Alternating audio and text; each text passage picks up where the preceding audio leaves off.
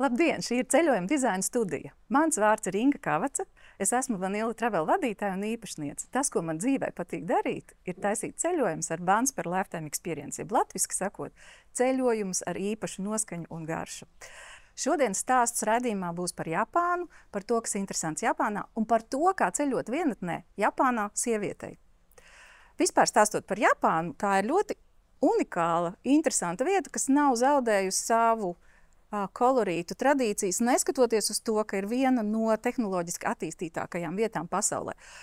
Jo, kurā vēl pasaules vietā cilvēks uz perona sagaidīs vilcienu ar pateicību, kad vilciens ir nonācis vajadzīgajā stacijā. Un tas nav tāpēc, ka viņš vienkārši pateicās. Tas ir darbinieks, dzelzceļa darbinieks, kuram ir tāds darbs, būt pateicīgam par to, ka notiek tā, kā vajag notikt.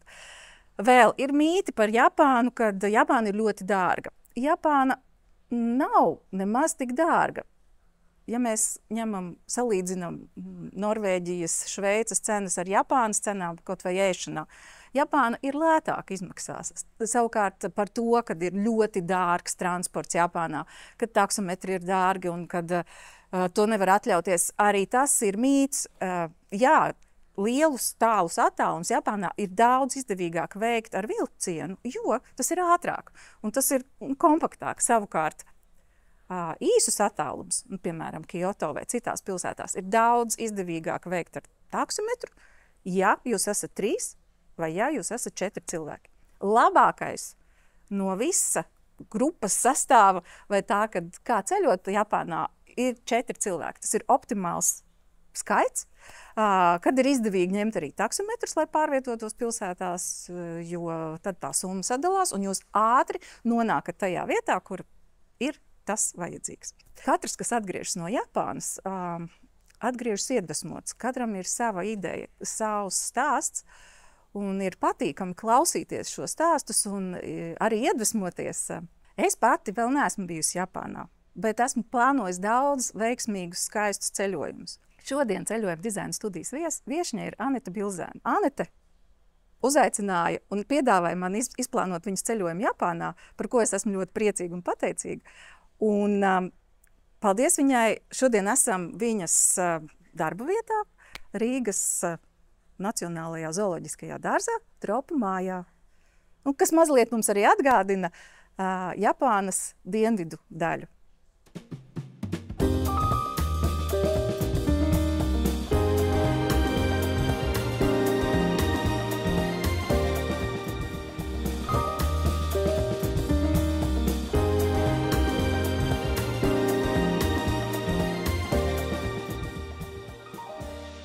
Anete ceļoja vienatnē. Atcerieties, es stāstīju par to, kā kurš ceļo vienatnē. Un tad Anete, sieviete, kura ceļoja vienatnē pa Japānu.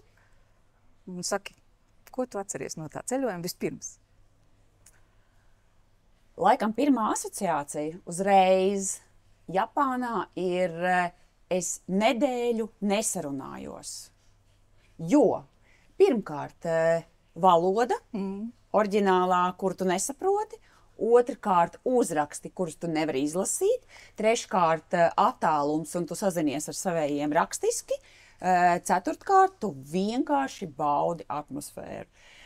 Tas ir tāds, varbūt, pirmā asociācija, bet otrais, es gribu teikt, ka noteikti tā ir cita kultūra, un tas ir fantastisks ēdiens. Un skati, krāsas, emocijas, sajūtas, viss par un ap to.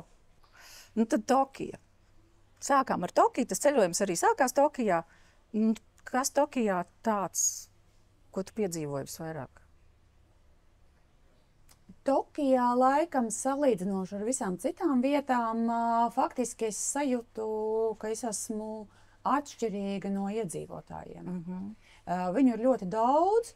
Es biju kā tāds sisenis iemests skudru pūznī.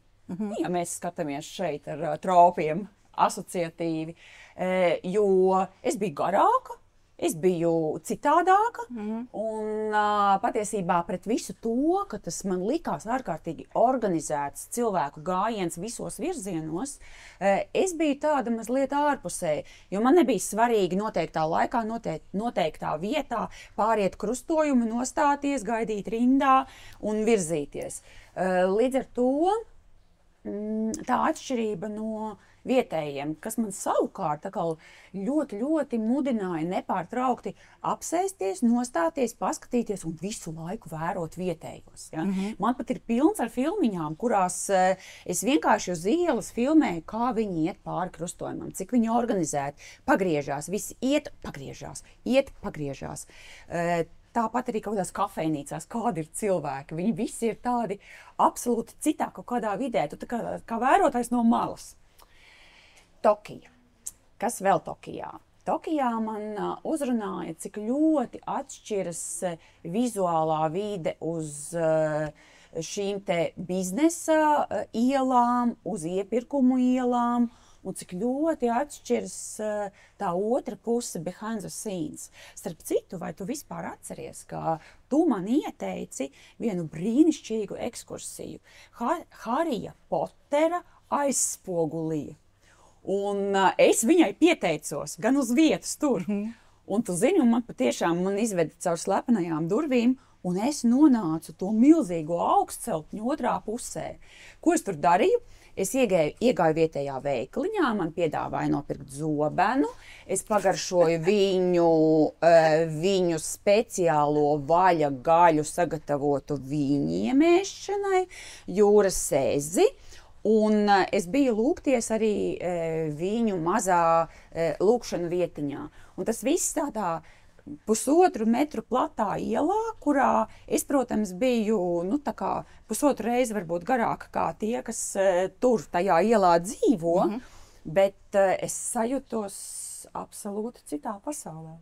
Bet, tā, kad tu pati iet pa ielu, tu varētu nonākt tādā vietā, kur tu nonāci Harry Potter pasaulē, kā otrā pusē augstceltnēm, bet tas tomēr ir tā kā mazliet slēgts publikai un ir vajadzīga tāda lieta, kā kaut kādā ekskursijā pieteikties un kaut kur piedalīties ar vietējo iziet.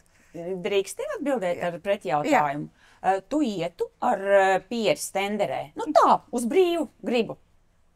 Atkarībā no apstākļiem, jā, bet Japānā varbūt, ka iet. Vienkārši cauri sienai. Un šis tas moments, ka to vietu nekā nevarēja ne pateikt, ne uzjundīt. Jā, es izvēlējos gidu, un viņš man parādīja, caur kurām īpašajām vietām ieiet tajā otrajā pusē. Un viņš pats bija tāds mazliet no tās iepriekšējās pasaules. Tu vairs nevari pateikt, viņam bija 40+, 60+ vai 70+, bet viņš bija ārkārtīgi labi saglabājies no kaut kādiem iepriekšējiem gadsimtiem brīnišķīgs kits. Un kā viņš runāja angliski? Jā, perfekti.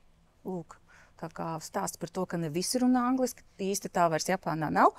Ir cilvēki, kas runā labi angliski, bet kā mēs vienmēr sakam, vajag tomēr atļauties gidu vismaz vienu dienu, lai mazliet vairāk saprastu Japānu, vai ne? Es paņēmu gidus 3 vietās, un es visās vietās esmu absolūti priecīga, laimīga un pārliecināta, ka es būtu daudz vairāk zaudējusi, nekā es ieguvu, ja es nebūtu paklausījusi tavam šim te ieteikumam paņemt gidu. Tokijā tu gulēji kur? Vai Tokijā es gulēju skapī? Un tas ir tāds brīnišķīgs piedzīvojums, jo man bija šis te uzstādījums, ka es gribu padzīvot kapsulu viesnīcā. Un tieši tāpēc, ka tas ir kaut kas citādāks. Tu atver sienu 4 sienu istabai, un tu ierāpies uzreiz vienīgajā mēbelē gultā. Tad tu tā kā aizvelc to sienu ciet, un tad tu mēģini izrāpties no savām drēbēm, Un tad tu atceries, ka tu esi aizmirsusi koferī, jeb somā sev kaut ko ļoti būtisku.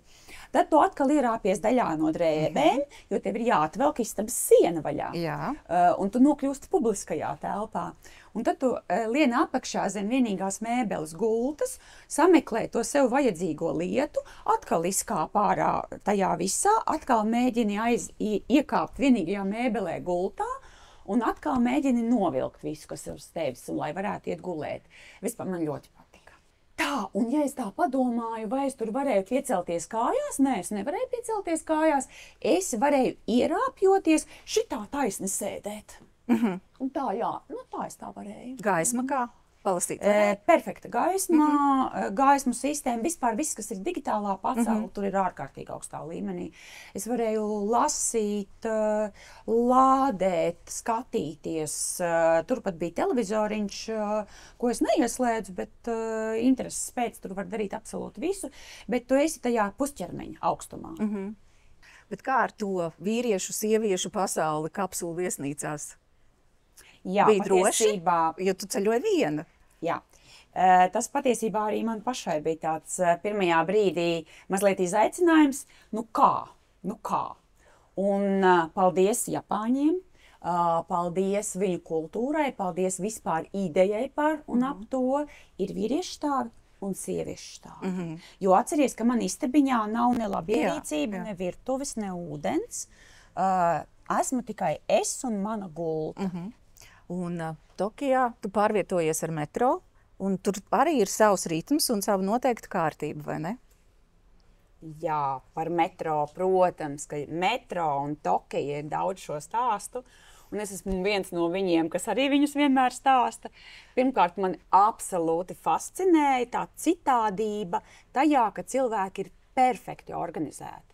Viņi ir kā tāds ģeometrijas uzdevums, kurā tu, ja pirmajā brīdī nesaproti, kā viņi stāv un kāpēc viņi stāv, tas tev rada izaicinājumu. Pēc tam jau ar trešo reizi tu saproti, kurā vietā jānostājas tev precīzi, lai tu piepildītu to pareizā vietā savu to funkciju, bet lai tu nonāktu tur, kur tu vēlies. Bet man ir pilns telefons safilmēts, kā viņi nāk, kā aiziet, kā gaida, kā palaiž viens otru. Man ļoti liels izaicinājums bija lielajās metro stacijās saprast, kur ienākt, kur iziet, kurā vagonā iekāpt un kā atrast nākošo punktu, kurā man ir kaut kas jādara. Un tad es faktiski visu to nedēļu dzīvoju ar ieslēgtu Google Maps.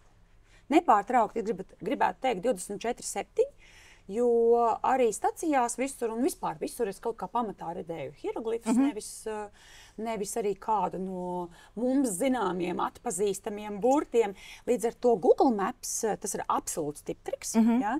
Google Maps man nepārtraukti izveda tur, kur man ir jāaiziet starp augšā, lejā, pa pakāpieniem, pa ejām. Un es nevienu reizi nenomaldījos arī ļoti pārpildītās un ļoti nesaprotamās metrostacijās.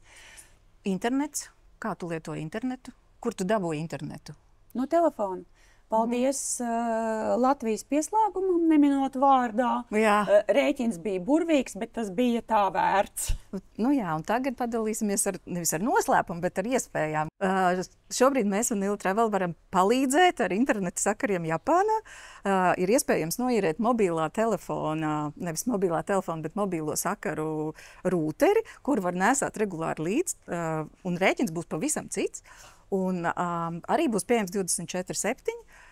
Un, starp citu, šo mobilā interneta kastīti piegādā uz to viesnīcu, kurā jūs dzīvosiet pirmo dienu. Nu tā, bet tā kā tev tā vēl nebija, bet bija Google Maps, tad tas ir brīnišķīgi. Tagad, protams, šogad vēl ir, vai jau nesen ir arī spēkā pielietojums tulkotājiem, vai ne? Laba tulkošana jau ir pieejama arī internetā, un tas, protams, arī palīdz pārvietoties pa Japānu un daudz ko uzzināt. Bet pēc tām domām padalies ar to noslēpumu, kā tu viņi stāv tur tajā rindā, metro? Tu taču, ja tu teici, trešā dienā saprati, trešā reizē saprati, kā tas ir kaut kāda sistēma. Jā, tā tad vieni stāv sagaidītāju rindā, un viņi viennozīmīgi stāv divās sagaidītāju rindās, no kurām viena ir biļešu svarīguma nozīmē, un otra ir brīvo pienākušo cilvēku svarīguma un secības nozīmē. Un tu kā sagaidītājs nedrīksti maisīties pa kājām tiem, kas atbrauc. Jo arī viņi izkāpj no transporta līdzekļa konkrētā vietā un tajā secībā, kādā viņi ir sastājušies. Līdz ar to, ja tu stāvēsi nosedzot viņu ceļu, tad aizkavēsies transporta līdzekļa kustības grafiks, jo viņš nostājās precīzā vietā, un ne centimetru, ne milimetru nevienu reizi tās nedēļas laikā vispār nekļūdījās, kur viņš apstājās. Tāpēc tiem cilvēkiem nevajadzēja tā haotiski gaidīt, kad viņš pienāk. Viņi pilnīgi mierīgi varēja stāvēt. Atceries, ka viņi nekad neskatās ne uz augšu, ne pa labi, ne uz leju. Viņi skatās visu laiku ekrānā. Tas ir vienīgais veids, kā viņi tur pārvietojās. Skaidrs, tad tu nejūties nekomfortabli, tāpēc, ka tu esi garāka vai citādi izskaties. Viņus tevīm neskatījās. Patiesībā, jā, un šis ir ļoti labs tāds man atcerēšanās sajūtu līmenī jautājums, jo ja es sev uzdodu, kāpēc es nejūtos nekomfortabli, jo precīzi secinājums, es tiešām nejūtos nekomfortabli, vai tādēļ, ka viņi ir absolūti savā tajā iekšējā pasaulē, vai tādēļ, ka viņiem ir ļoti izteikta cieņpilna kultūra pret jebkuru citu cilvēku, un es gribētu teikt ne tikai citādāko, jo es biju citādāka, bet arī pret jebkuru citu vispār apkārtnē. Es neredzēju nekādus uzbraucienus, norādījumus, kaut kā tā, ka citi vieni varētu ietekmēt otrus, kaut ko vairāk pārdot. Vispār visa šitā nebija tur. Teiksim tā, ja es esmu daudz saskārusies austrumu kultūrā ar to, ka tev nepārtraukt mēģina kaut ko iepārdot, šeit vispār tā nekā nebija. Es biju absolūti pati par sevi, un viņi bija paši par sevi ar milzīgu laipnību brīdī, ja es pie viņiem vēršos. Bet viņi nevienā brīdī nebija uzbāzīgi. Nekad. Es pat neatceros nedēļas laikā nevienu momentu. Tātad vienatnē var ceļot pa Japānu, vai ne? Vajag. Cik jauki. Un tavs nākošais piedzīvojums Riokans. Tu gribēji dzīvot arī Riokanā, jo tā ir autentiska Japānas pieredze. Jā. Tas ir tas, ko mēs droši vien asociējam, kas ir senā Japāna. Un kas ir Riokans? Riokans ir tradicionāla Japāņu stila, šobrīd jau viesnīca, kurā ir arī karstie avoti un karsto avotu baseini. Un Riokanā nav gultu, Riokanā ir tradicionālie tatami madrači. Un tā visa tā dzīve, kas notiek viesnīcā, ir ļoti tradicionāli. Japāņi ir ļoti iecienījuši šo te atpūtas veidu, ļoti bieži brauc uz Riokaniem. Riokani var būt ļoti dažādi, gan vienkārši, gan ļoti eleganti un ar ļoti daudziem basēniem. Bet tur ir jāievēro noteikts tradīcijas. Un tad pastāsti, kā tev? Tu zini, es atceroties Riokanu faktiski kā pirmo laikam gribētu minēt to, ka es absolūti ieniru viņu kultūrā tajā visā. Tas tā kā jebkurš, kurš atnāktu ciemos pie mums un viņam būtu jāpiedalās Līgo svētkos, viņš tajā izšķīstu, vai ne? Viņš nespētu būt citādāks, viņam ir jābūt Līgo sastāvdaļai. Tieši tāpat es tur sajūtos kā sastāvdaļa no tās viņa kultūras un no šīm tradīcijām, kas ar to ir saistītas. Ja es tā tagad pavisam tā kārtībā, kā tas notika ar mani, ja, izstāstu īsi, tad atverot jau durvis, principā es noliku visu, kas man nāca līdzi. Savu somu es varēju nolikt konkrētā vietā, kuru aiznes, man iedod citu apģērbu, pie kam vairākus. Man apģērba apavus, kopšanas līdzekļus, Man patiesībā bija nepieciešams tikai telefons un lādētājs. Visu to dienu ietvaros. Tad pārģērbjoties jau es uzreiz ienirstu visā tajā. Es sāku citādāk iet, jo man ir klusās čībiņas un man ir vienkārši, es nevaru iet saviem lielajiem soļiem, jo viņas man nokratīs, ja? Man ir katrā vietā kaut kas jānomaina, ienākot vai telpā, vai vidē, vai tās ir drēbes vai apavi. Un es ļoti ātri saprotu, kā man tur ir jāuzvedas. Plus, viņi man nepārtraukti parāda. Viņi man neparāda stāstot, jo, atceries, es jau nesarunāju tur nedēļu. Bet viņi man parāda, gan apkalpojušais personāls, gan man ir brīnišķīgs stāsts, ka man parāda arī apmeklētāji. Un vispār es saprotu, tā ir vide, kas nav turistiem, bet tā ir vide viņiem pašiem. Tāpat kā Līgo svētki, vai ne? Tās ir tradīcijas un tas ir sajūtu līmenī pašiem tiem, no kuriem tas ir cēlies. Forši, ka tev ir atļauts piedalīties, ka cilvēkam ir atļauts arī turistam, arī Rietumē Eiropas cilvēkam ir atļauts piedalīties. Te man jāsaka paldies, ka man atvēra durvis. Jā. Un tu zini, izrādās, es ar savu dzīves pieredzi nemaz nepratu mazgāties. Jo tad, kad es pirms ieniršanas šajā te ūdens procedūru vidē gāju to darīt, tad tā ļoti neuzbāzīgi, ļoti tā, es gribētu teikt, koleģiāli, man pieslīdēja Japāniete, dāma gados, stipri gados. Un viņi man ar roku kustībām parādīja, kā man ir jāmazgājās, kā man ir jāapsēžās pustupus, kuras vietas man kā ir jāizmazgā, kā jānoskalo, kurā virzienā, ar kādu švammīti.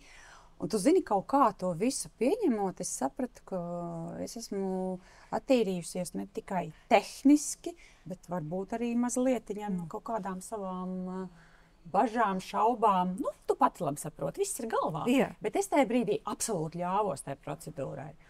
Un tā ieniršana pēc tam tajā ūdenī Riokanā ir tas, ka tu esi attīrījis sevi, lai tu varētu uzņemt. Ja? Tad man tur bija daudz brīvas vietas galvā, lai es varētu uzņemt to viņu kultūru. Un tie baseini, viņi jau ir faktiski karstie avoti, vai ne?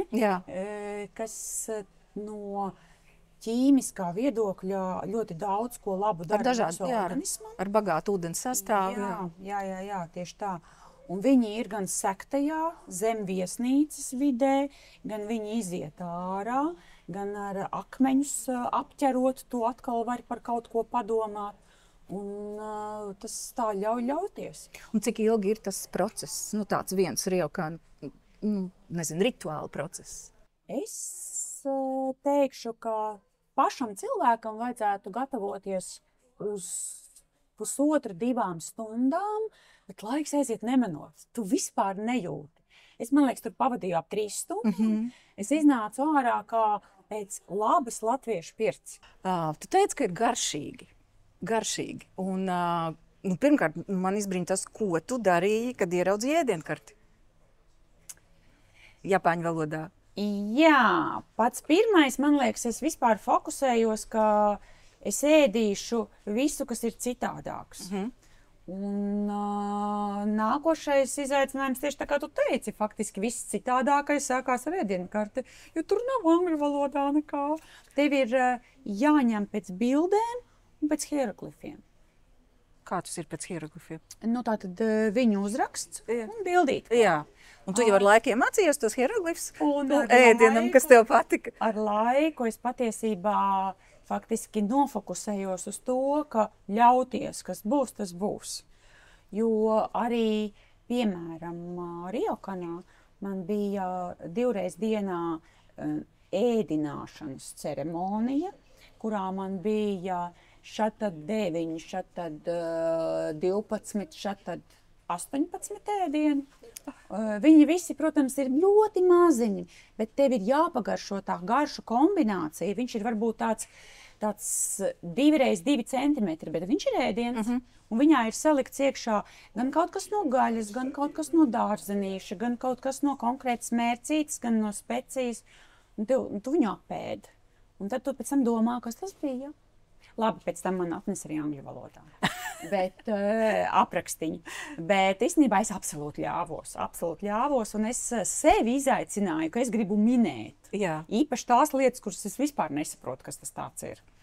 Un tur bija tā, ka varēja trāpīt apmēram 60%. Kad tu varēji saprast, ko tu esi apēdis. Un bija kaut kas tāds, wow, teistī, ļoti garšīgs. Tas, kad es minēju tajā Riokanā, Jā. tad, piemēram, man milzīgs pārsteigums bija, ka tas, ko es tikko apēdu, ir cūgaļa. Pie kam kā dresings ir speķis. Un tas bija brokastīs kā starterītis. Uz ko es, protams, kā es tev teicu, es visam ļāvos. Ja? Viss, kas man nenogalina, padara mani stiprāku, tieši tā. Bet tas, ka tu izlasi, ka tu brokastīs ēd starterītī cūgaļu ar speķa dresingu, pēc tam tu uz visu pārējo skaties uz kā kaut ko ļoti garšīgu un īpašu. Bet, ja tu man atkal tagad jautā, kur es varēju kļūdīties un nelasot ēdienkārti kaut ko absolūti citu paņemt, tad, jā, man daudz labāk patīk varbūt tas viss, kas ir sushi pasaule un zīvis un vispār viss, kas ir okeāns. Ja? Un es tā kā nepiefiksēju, un es domāju, šodien es gribu lielopgaļu. Pie kam? Mēs taču zinām, ka viņiem ir brīnišķīgi lielopgaļas izstrādājumi. Un es aizgāju speciāli uz vienu ļoti labu ēdināšanas vietu, un es izvēlos lielopgaļu pēc bildēm. Un man atnes. Viņi nav sakožami. Es domāju, nē, tā taču nevar būt Japānas lielopu gaļa, un cipars arī viņai ir. Jā. Un zini, kas tas bija? Nē. Valis. Jā, es ēdu vali, kas izskatās pēc lielopu gaļas. Un kā, ja nav sagramojams, tad kā tas? Nē, es viņu daudz mazākos gabaliņos sagriezu. Es viņu tomēr noriju, es visu lietoju, ko es izvēlējos. Tad nākošais bija tāds ļoti interesants ēdiens, kas man ir joprojām palicis atmiņā, ir jūras ezis savā kažociņā. Absolūti neēdama lieta. Man arī ļoti negaršojas, atzīšos, ļoti. Jā. Tur man nācās paņemt klāt gan baltvīnu, gan šampanieti. Tur ar vienu tēju nevarēja to visu noskalot. Jā. Bet patiesībā es iepazinos ar visiem laikam jūras iespējamiem produktiem, kādi vien ir bijuši un kādus vien var ieraudzīt. Es aizgāju vēl uz zivju tirgu Tokijā un pārliecinājos, vai tur ir vēl kaut kas, ko es neesmu mēģinājusi. Visu atpazinu. Tā, ka man liekas, ka ir tā vērts, ka tu kaut vai mazlietiņ pagaršo, noriskē, tu skaties, ar acīm patiesībā, tu jau riskē ar acīm. Ja? Un tu izvēlies un tu apēdi. Un tu pieminēji tēju. Un tas bija vēl viens no tava ceļojuma mērķiem - dabūt, izbaudīt tējas ceremoniju. Iznāca? Jā. Un šis atkal bija paldies tev. Ieteiktais rituāls nevis kā man tas liekas būtu, bet tieši aizgāju tur, kur tu man teici, pieteicos tur, kur tu man teici. Rezultātā mani vizuāli pārveidoja, mani ietērpa, man nevis lūdza, bet lika sekot tradīcijām. Kas manī radīja absolūtu ļaušanos atkal emocijām, tai visai kārtībai, kādā jābūt. Ja tu man pajautātu, ko ar mani darīja, tad tas bija sekojoši. Man no sākuma lūdza izģērbties un apskatīja, kāds tērps man varētu vislabāk derēt. Tad man iedeva halātiņu un aizveda mani grimmēt. Man pārveidoja absolūti manu seju. Pēc tam mani aizveda uz šo te ģērbistabu, kurā mani 3 dāmas ietērpa. Sākot no apakšējās kārtas ar nākošo.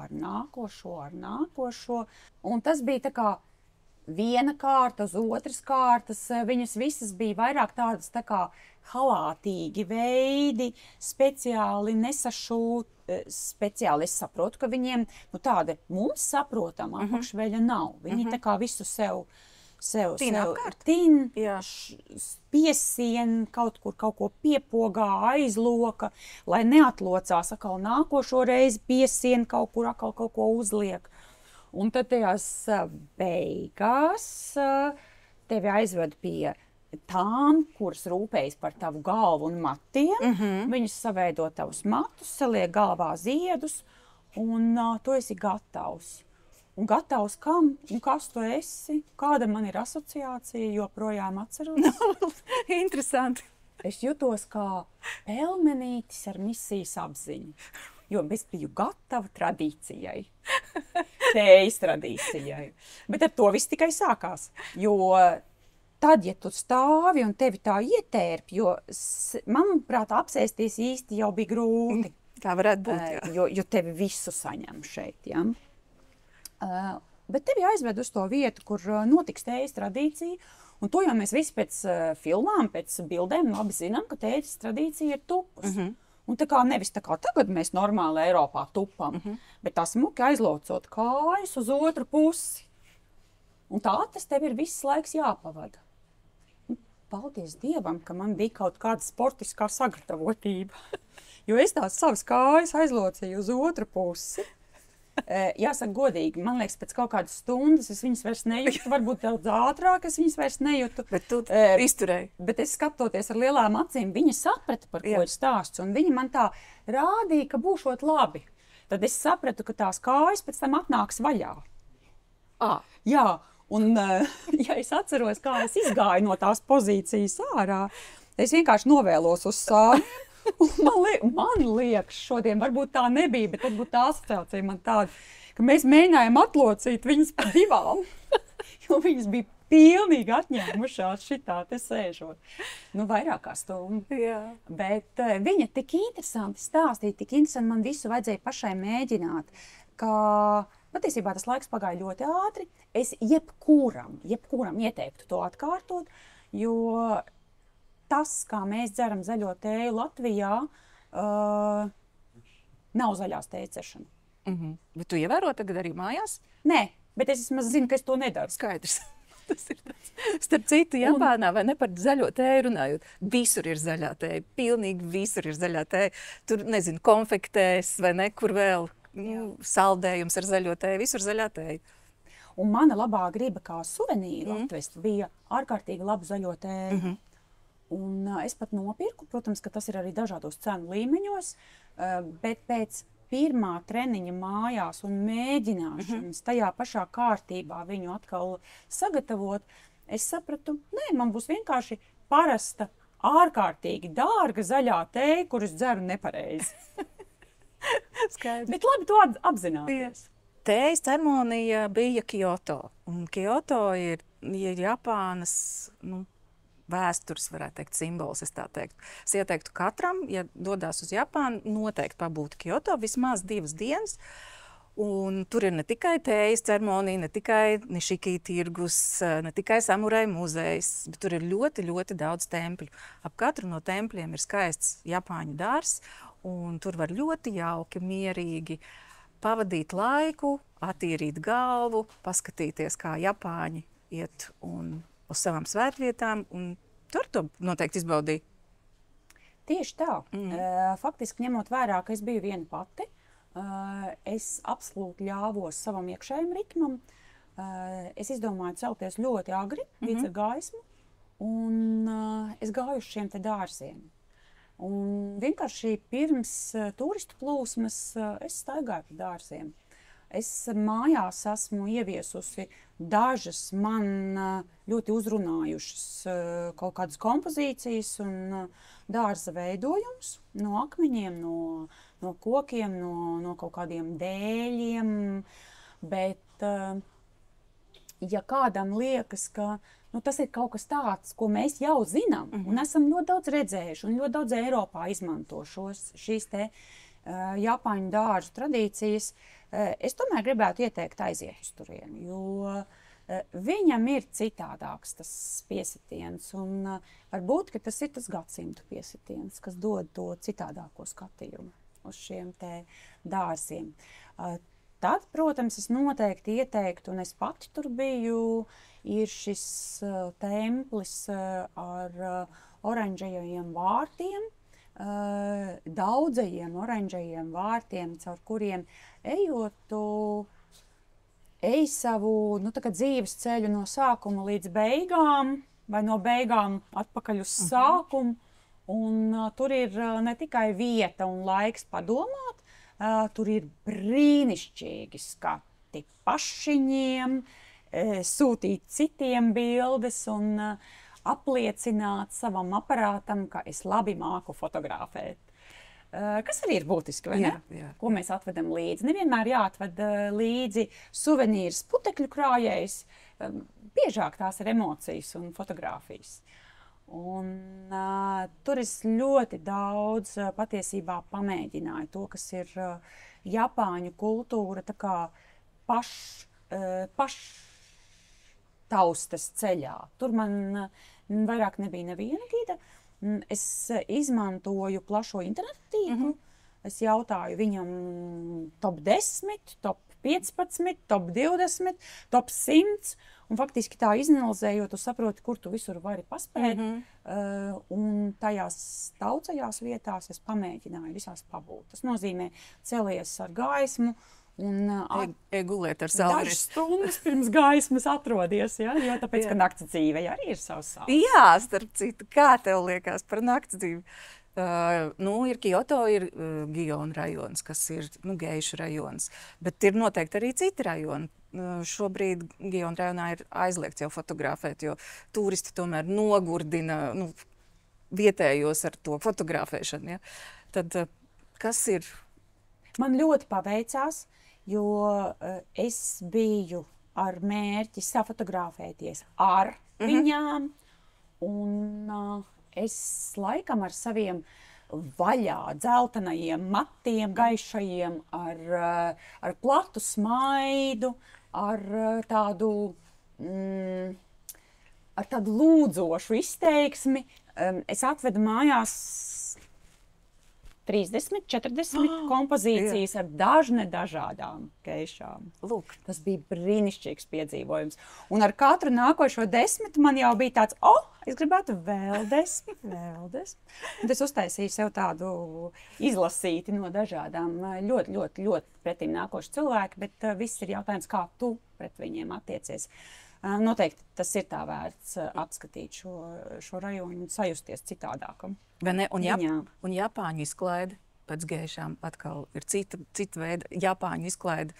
Tu biji kādā no tām spēļu zālēm, kā viņi pavada vakaru un kāda tavu iespēja?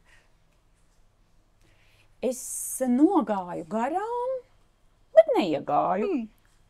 Jo man kaut kā likās, ko es tur viena viņā darīšu. Atceries, ka es biju viena. Jā. Un man bija ļoti svarīgi, jebkurā situācijā justies absolūti droši. It kā jau Japānā es jutos vispār absolūti droši. Un arī pa nakti staigājot, es jutos absolūti droši. Bet ieiet iekšā vairāk, tas bija tāds ļoti vēls vakars, kurā tas robežojas ar krogu un ēstuvi, nekā tīrā spēļu zāle. Pie kā es esmu azartisks cilvēks. Es nezinu, varbūt, kad es patiesībā taupīju acīm. Kā tu ceļoji pa Japānu? Ar bagāžu, bez bagāžas? Kā tev liekas, cik tas ir ērti ar bagāžu ceļot vai ceļot ar mugursomu? Kā tu parasti to dari? Tā kā man ir dzīves pieredze ceļot gan kā backpackerim ar bagāžas mugursomu, gan ļoti pa skaisto, ar lieliem koferiem, tad man šeit bija tāda diskusija pašai ar sevi. Un es sapratu, ka ceļojot vienai pašai, man negribas būt atkarīgai no somas, kura kaut kur ir jānoliek. Līdz ar to es izlēmu, ka man būs lielākā iespējamā rokas bagāža, kura pie kam man ir jāpadara ērta. Tātad vienīgais risinājums - forša, superīga, paliela mugursoma, kura klasificējas rokas nododamajai bagāžai.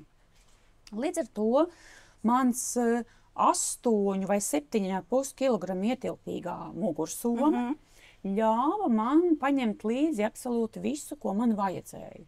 Jautājums ir, ko man vajadzēja? Man vajadzēja 2 pārus apavu, viens uz manis, viens līdzi, 2 pārus bikšu, lielo bikšu, viens uz manis, viens līdzi, daži krekliņi un kredītkarte.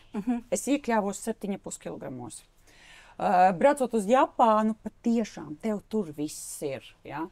Man liekas, ka tas tā lielākā būtība ir tajā, ka mēs citreiz baidamies kaut kur aizbraukt, kā tad es tur kaut ko pirkšu. Nē, tu tur nopirksi visu, tev neko nevajag līdzi. Un reāli, kā man tas palīdzēja, man nekur nebija jādomā, kā es varu pārvietoties. Jo pieņemsim, braucot no Tokijas uz Kyoto, ir šis ātrvilciens, kurā iekāpjot, ja tu neesi norezervējis vietu, tad patiesībā tu stāvi kā viens no garajiem makaroniem kastītē.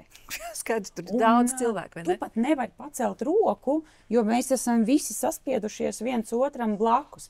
Līdz ar to mana mugursoma ir drošībā, jo viņi ir iespiesti. Arī tas nevar man neko nepaņemt, neizņemt, man būtu vispār no tā jābaidās. Bet man nebija jādomā, kur nolikt somu, kā pārvietoties. Es visu laiku esmu kompakta ar savu somu. Ļoti labs paņēmiens. Visās tajās valstīs, kur nav ne par ko jādomā. Noteikti arī tas man ļāva mainīt virzienus. Ja es izdomāju, ka man no rīta pēkšņi es aizskrienu uz turieni, pēc tam pat taisnoju uz turieni, tad man tā mana mugursoma ļauj ļoti ātri un kompakti virzīties. Tā ka es arī noteikti ieteiktu tajās reizēs, kad tu esi viens pats, ka tev ir ļoti daudzas gulēšanas vietas, ļoti daudz apmeklējumu, kurās tu neatgriezies, bet tu pārēj no vienas uz otru, tad tu šai gadījumā esi absolūti brīvs kustēties un lemt jebkurā virzienā. Jāsaka, gan tas bija liels izaicinājums viņu sakrāmēt. Es, man liekas, kādas 2 nedēļas biju piekrāmējusi puslielo istabu ar dažādām lietām. Un tad es atmešanas principu tā, šito nē, un tad vēl tajā fināla stadijā es visu mēģinot sarullēt un ielikt iekšā, sapratu, ka tur vēl kaut kas neiet, un tad kaut ko pret kaut ko vajag nomainīt, jo tur bija pa milimetram viss izrēķināts. Tad vienā nedēļā tu faktiski ieguvi ļoti daudz iespēju. Mēs varētu teikt, ka tas ir once per lifetime experience, vai ne? Ceļojums uz Japānu. Pilnīgi. 100%. Un ne tikai viens once per lifetime experience, bet kādi 3 vai 4 vai pat vēl vairāk. Katra diena ir tas experience Japānā, vai ne? Pilnīgi piekrīt. Atgrieztos Japānā un, ja atgrieztos, kādu vēl experience tu gribētu iegūt? Jā, es noteikti gribētu. Tas, ko es nepaspēju izbaudīt, un tas, ko es noteikti gribu izdarīt, es gribu uzkāpt Fudzi. Tieši tā, rīts, saulēkts, un tu esi tur bijis, jo man vispār patīk kāpt kalnos. Es noteikti gribētu izbaudīt dienvidu daļu. Un es domāju, ka es paņemtu kaut ko vēl izaicināšāku no ēdiena. Paldies, Anete. Bija ļoti interesanti. Es gandrīz jau arī tā kā biju Japānā un noteikti iesaku katram. Ceļot uz Japānu, kas starp citu šobrīd arī modē, un šogad Japānā ir Expo. Tā kā var apvienot ļoti daudz jaunāko tehnoloģijās, pasaulē, industrijās un arī apvienot to ar skaistu ceļojumu. Ieteicamais laiks ceļojot uz Japānu, būtu pietiekami ar 2 nedēļām, lai izbaudītu vairākas vietas un būtu varbūt mazliet lēnāks un kaut kur pavērot vienkārši vietējo dzīvi. Bet vēl labāk būtu 3. Tad to 3. nedēļu var doties kaut kur atpūsties, turpat tuvumā, uz kādu siltu vietu, kā Balī vai citu Indonēzijas salu vai Fidži, vai vēl uz kādu mazu interesantu mazāk zināmu saliņu. Šī bija ceļojuma dizaina studija. Mēs, Vanilla Travel, zinām par ceļotājiem un ceļojumiem gandrīz visu. Esam izpētījuši kontinentus un valstis un ceļojumu maršrutus. Mākam rezervēt aviobiļetes un dodam ieteikumus. Radām brīnumainus ceļojumus ar Once per Lifetime Experience. Piesakojiet mums YouTube, Spotify un Apple. Būs interesanti. Tiekamies jau drīz nākošajā ceļojuma dizaina studijā.